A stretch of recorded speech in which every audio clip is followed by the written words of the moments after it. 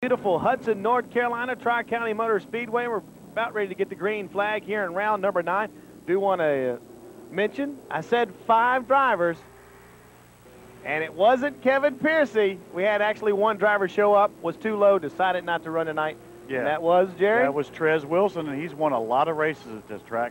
It's really unusual to see him go home, but the guys who stayed, Billy Parker, Charlie Brown, Matt Drake, a newcomer, and Binky Bollinger all took their lumps and went to the back because they were too low, and there's just no other way to say it.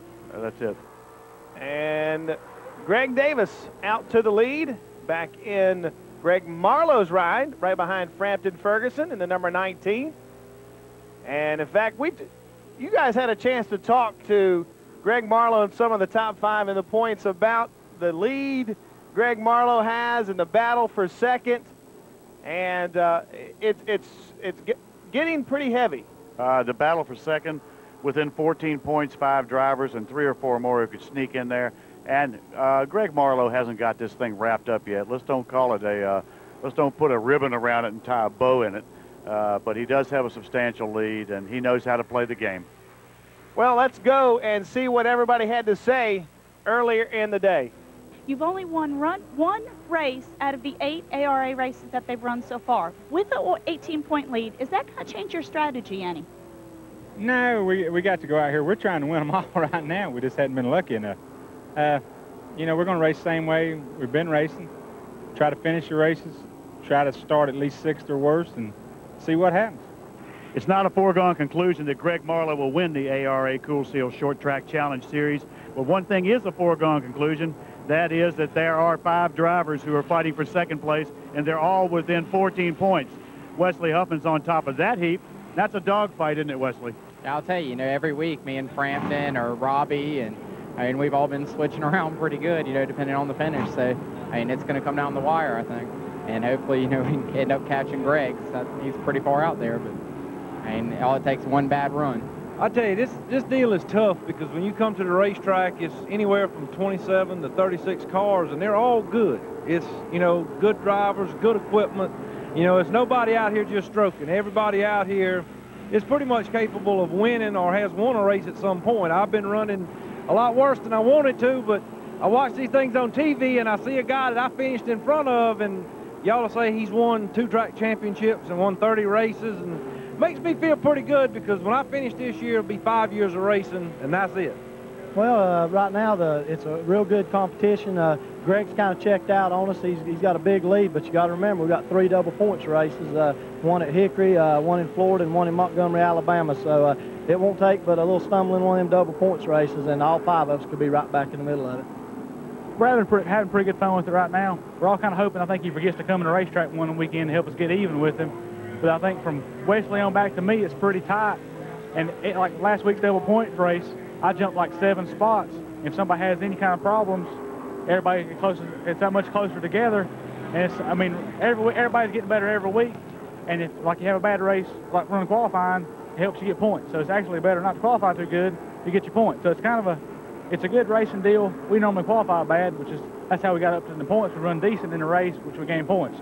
Hopefully we can run qualifying better, choose to invert to get our points that way. We get through a lot of the mess we've been getting in. Some of us are our own fault, some of us, just being back there in the back where stuff happens a lot of times, a lot more cars, a lot more racing. So it's pretty tight. Hopefully we can get up to the front a little further and maybe battle for at least second. Greg Davis on the point as we watch him come through Speedy. Brought to you by United Rentals Aerial Division out of North Carolina and Georgia. Exactly. They're the people who allow us to get up here and give you these good shots out of the turns. And we're looking at Wesley Huffman, who is a man who has brought himself to the front, and a 00 car of Greg Davis. What can we say that we haven't already said about these two, except they are both now, as far as wins are concerned, they're the class of the field right now. Dexter Knipe turning the wrenches on this number 5, as we all well know. He's a former national champion. He knows how to set up a car. And Dennis Combs, who turns the wrenches on the 00, just missed by a millionth of a point of having a national champion out of his stable. So you got the crew chiefs, you got the equipment, and they're both sorting them out. And that doesn't stop these guys from wanting to be where they are, as we see Binky Bollinger, who had to start at the back because his car was too low in qualifying. chasing down Neil Browder as J.R. Robbs comes into the picture also. And Binky Bollinger and Billy Catfish Parker are coming through the field pretty quickly as Bollinger picks up the spot on Browder in that Mark III Financial Pontiac. And that is the number 78 for those that don't know names, numbers, and colors for joining us for the first time. Just behind these two, J.R. Robbs. And side by side, look up front, we see the Ingalls Supermarkets car getting passed by the Catfish, Billy Parker, as he is definitely a man on a mission. And the 10 car, Shane Wallace, a newcomer to the series, takes a little spin here. That's going to bring out our first caution here on lap number 19. With that, we're going to take a quick break. We'll be back in just a moment with more of round number 9. Motor Speedway for more of round number 9 of the ARA Kool Seal Short Track Challenge. We move ahead to lap 63. Caution, that is the second caution brought up by that gentleman right there, the number 28 of Dennis Gallion. Oil on the track, brought it out, and also in the infield pit area is the 07, your point leader. And we look through the front windshield. The car not working the way it wants it to. They're adjusting on it. We're going to get the restart here on lap number 66, your top 5. Greg Davis in the 00, the 5 of Wesley Huffman. The 71 of Scott Millington is 3rd. 4th is Keith Bumgarner, the number 95. And rounding out the top 5 from dead last to 5th, Binky Bollinger. You don't want to get in his way when he gets that freight train cranked up. And you watch the speed they're carrying down the front stretch. As you see cars to the inside trying to get a lap back, very few ever do. We saw Charlie Brown's car come by there as we watch the in-car camera work here. As 13-year-old Stephen Light is to the right shoulder of Greg Marlowe right now. And this is experience versus raw youth doing battle right here. And that kid is really proving something. And this ought to be very interesting as Greg Marlowe, man, you see that car is not working the way he wants it to. And he's going to have to work his way back from the rear of the field, trying to get up to the front. Now, the nose of that car is doing what it's been doing to him all year long. You can see it push and dart. And literally that time it jumped up the track as he tried to turn into the corner. And just ahead of him again, Stephen Light. And the GoRacing.com sponsorship on there. Also got a new sponsor we failed to mention in the opening lineup, Ken Wilson Ford, coming on board that number 99. Exactly. The 97 and 95 of Keith Bumgarner and Binky Bollinger doing battle again. They're locals who know each other very well and give each other not a lot of room on the track that time. Good battle, and that is a battle for 4th and 5th as we watch Greg Marlowe trying to follow Stephen Light. He's going to let the youngster punch a hole through the field. Yeah, that car looks like it's on rails, the 99. That kid's got to be really happy to be sitting in the seat of a car that's handling well. They've had their problems with handling also, plus his inexperience at not knowing these different tracks. He's really gaining on the game. Peach State may be a turning point for Stephen Light. Yeah. As Greg Marlowe, your points leader, trying to work his way back up to the front. And we talked about Charlie Brown. He's going to be coming into the picture here in just a minute. He's one of the most likable drivers out here. He's been to all of these. He's been very competitive, but a lot of bad luck, and then sometimes maybe a little bit of driving error on his part, but exuberance and happiness every time he shows up to track just to be here. He also he has a sponsor, a new sponsor called Spec Group.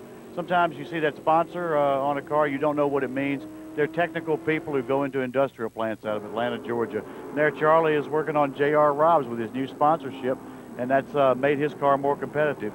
Some of these other drivers are also looking for new sponsors, and some have got new ones coming on board. And I just noticed Keith Bumgarner off the pace as Stephen Light and Greg Marlowe went past him on the track. And we go back inside Greg Marlowe's ride, and he is working feverishly. Stephen Light to the inside. And that's the 52, I think, of Mr. Means, Brad Means, and in front of them is a similarly colored and lettered cars, the 43 of Kenny West, as they're trying to work on putting those cars behind them right now. And Frampton Ferguson still in the picture right behind that duo as they clear the 52 car. And Greg Davis still leading the pack. And falling into the 5th spot is Josh Richardson now. It's Greg Davis, Wesley Huffman in 2nd. 3rd is Scott Millington. 4th is Binky Bollinger. And rounding the top 5 currently is Josh Richardson. And remember why we talked about the points earlier on in this season of ARA racing? We want to reiterate that again. If you win one, it's 3 points. From 2nd through 5th is 2 points. 6th through 10th is 1 point. 1 point to show up. improve 5 positions in the top 20, and you get 5 additional points. And they have a plus factor for the car count average. So okay. it's, you know, it's like 10 points plus a decimal in there somewhere that you can get for a race is the maximum number you can get. I need to go back to college. I know. Need to go back to college to learn that one. But, hey, the racing on the track is what it's all about. They're giving passing points. They want everybody to race every lap they can. That means go in and fix your car, come in. You may be able to pick up enough spots and pick up some points. The other thing they've changed with this race at Tri-County is that instead of only counting 5 laps, and we get a caution, Tim Weaver brings out a caution. A right front tire has gone down on that. We'll explain some more stuff when we come back with more of round number 9 of the ARA Kool Seal Short Track Challenge.